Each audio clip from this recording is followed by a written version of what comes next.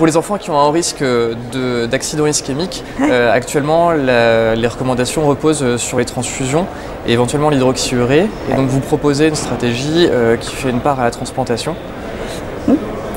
Oui, c'est-à-dire que la transplantation en tout cas permet d'arrêter complètement les transfusions et permet d'éviter en tout cas les récidives de Doppler anormaux.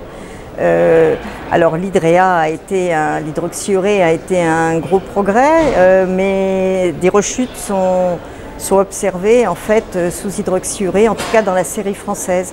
Et par contre, après transplantation, on n'a pas eu de récidive de Doppler anormal. Et puis l'évolution des sténoses a été plus favorable après transplantation.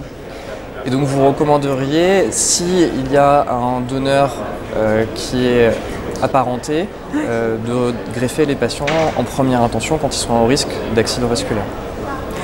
Oui, parce que en fait, les résultats sont meilleurs justement quand il n'y a pas eu encore l'accident vasculaire cérébral.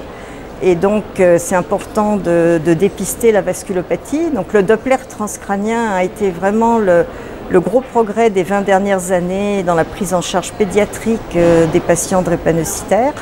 Et après, finalement, c'est de proposer plutôt une intensification par greffe pour ceux qui ont la chance d'avoir un donneur compatible dans la famille. Et vous avez suivi ces patients au long cours puisque vous avez étendu votre suivi à 3 ans et à 3 ans. Alors là disons que l'essai français, effectivement, c'est un suivi à 3 ans, mais on avait avant l'expérience, en fait, les greffes en France ont commencé dans les années 90, 88, 90, et donc on a un suivi à très long terme de patients ayant eu déjà des sténoses, et donc on savait que c'était meilleur de proposer la greffe, mais c'était, disons, en unicentrique. Mais là, c'est la première fois, le protocole a pu être généralisé à toute la France et de façon prospective. Et on a confirmé, d'une part, les bons succès de la greffe, une survie sans maladie avec, bon là c'est 100%, ce ne sera jamais 100%, mais c'est plus de 95% de survie sans maladie et une meilleure évolution de la vasculopathie cérébrale après greffe que sous transfusion ou que sous hydroxyurée. Et avec une qualité de vie? La qualité de vie donc, est alors là très significativement améliorée.